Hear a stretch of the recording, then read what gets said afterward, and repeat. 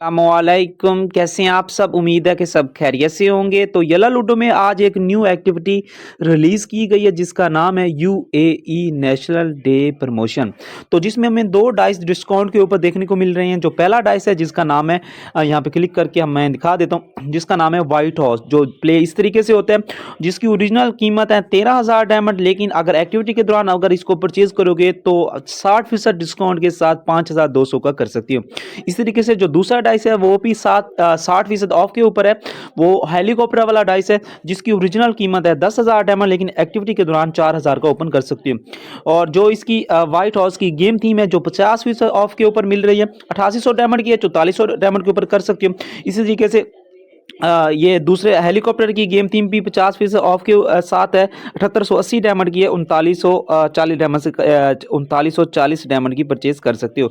और इसी तरीके से 50% ऑफ के ऊपर ये व्हाइट हाउस की टोकन है और बबल भी है, ठीक है। इसी तरीके से अगर आपके पास डायमंड है तो ये परचेज कर सकते हो। इसका कोई हल नहीं है, सिर्फ आपके पास इस डाइस को परचेज करने के लिए 5200 डायमंड होना चाहिए, इस डाइस को परचेज करने के लिए 4000 डायमंड होना चाहिए।